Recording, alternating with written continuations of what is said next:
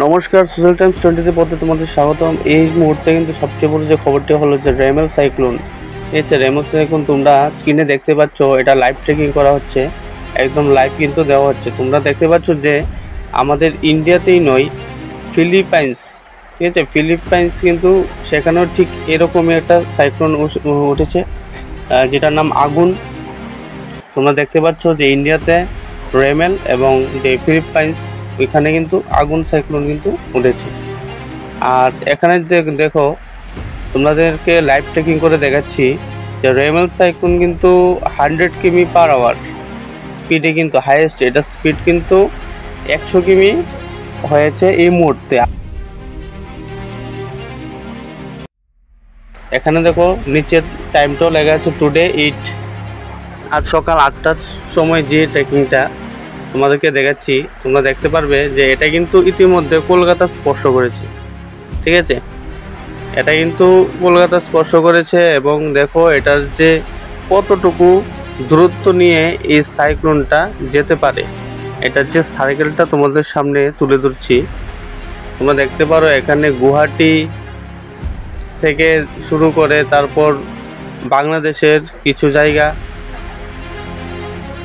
তোমরা দেখে নাও স্ক্রিনে, পুরো লাইভ ট্রেকিং করে আমি দেখাচ্ছি।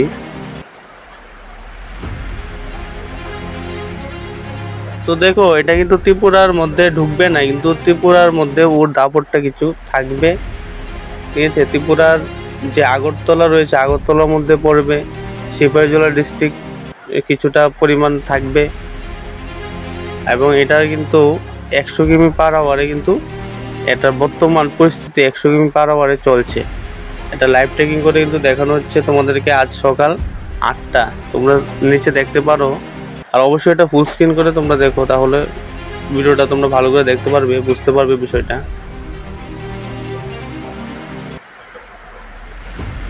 তো ইতিমধ্যে কিন্তু এটা কলকাতা স্পর্শ করেছে এবং বাংলাদেশে অনেকটা কিন্তু এটার যে বাংলাদেশে অনেকটা কিন্তু এটা পাবে, কারণ বাংলাদেশের উপর দিয়ে কিন্তু সাইক্লোনটা যাবে এবং আমাদের গুয়াহাটির মধ্যে যখন স্পর্শ করবে তখন কিন্তু এটা আস্তে আস্তে এটার শক্তিটা কমে যাবে।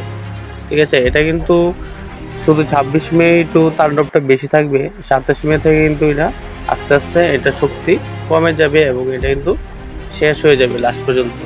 আমরা দেখে নেব আমাদের আরেকটি যে সাইক্লোন রয়েছে, যেটা আগুন, যেটা ফিলিপাইন্সে এখন বিরাজ করছে।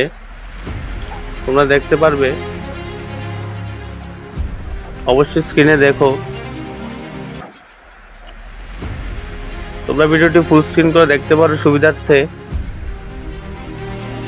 দেখো এটা কিন্তু 19 মে উঠেছিল, যেটা প্রথমে 30 কিমি/আওয়ার স্পিডে ছিল, কিন্তু এটা কিন্তু হাইয়েস্ট 195 কিমি/আওয়ার বেগে কিন্তু ছুটবে। এটা কিন্তু আমাদের রেমেল থেকেও খুব ভয়ঙ্কর, যেটা ফিলিপাইন্সে উঠেছে। এ দেখো আজকে 26 মে 150 কিমি/আওয়ার কিন্তু ছুটছে, এটা তোমরা দেখতে পারবে।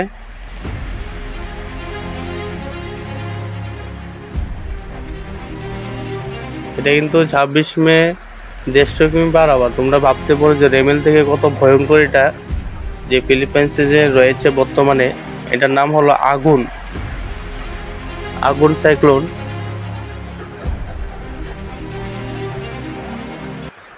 এবং এটা কিন্তু বিশাল এলাকার জুড়ে কিন্তু এটার যে যে সায়েন্টিস্টরা এটা চিন্তা ভাবনা করছে যে বিশাল এলাকা জুড়ে কিন্তু এটা দাপট থাকবে। তোমরা দেখতে পারো স্ক্রিনে, এটা অনেক অনেক কিলোমিটার দূর পর্যন্ত কিন্তু এটা যাওয়ার সম্ভাবনা রয়েছে। তো এই মুহূর্তে কিন্তু দুটা সাইক্লোন, একটা হলো রেমেল যেটা আমাদের ইন্ডিয়াতে রয়েছে, আর একটা হলো ফিলিপাইন্সে রয়েছে আগুন সাইক্লোন।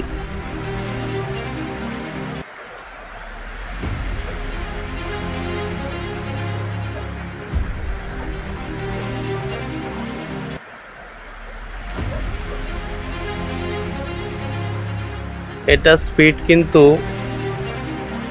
প্রতিনিয়ত বেরিয়ে চলেছে। এটা মঙ্গলবার কিন্তু 195 কিমি/আওয়ারে কিন্তু ছুটবে। ঠিক আছে,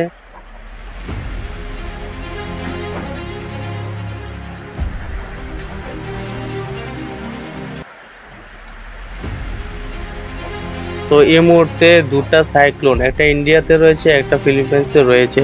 লাইভ ট্রেকিং করে কিন্তু তোমাদের দেখিয়ে দিচ্ছি।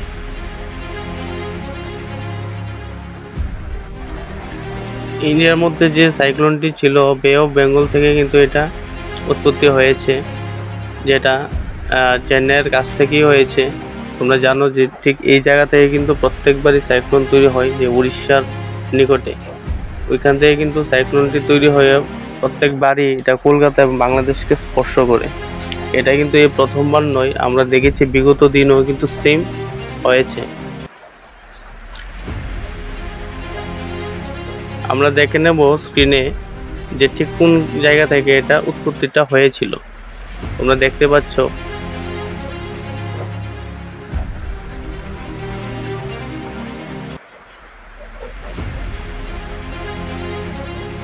তো বে অফ বেঙ্গল থেকে কিন্তু প্রত্যেকবারই কিন্তু এরকম সাইক্লোন ওঠে, আমরা বিগত দিনও দেখেছি। এবং এটা আস্তে আস্তে কিন্তু কলকাতার মধ্যে স্পর্শ হয় প্রথমে, এবং কলকাতা থেকে কিন্তু এটা বাংলাদেশে যায়, বাংলাদেশ থেকে এটা প্রত্যেকবারের মতোই মেঘালয়ে স্পর্শ করে। এবং মেঘালয় স্পর্শ করার পরে কিন্তু এটা শক্তিটা কমে যায় অনেকটা, কারণ এটা যতক্ষণ জলের মধ্যে থাকবে, সমুদ্রের মধ্যে থাকবে, সাইক্লোনের দাপটটা কিন্তু তত বেশি শক্তিশালী হয়।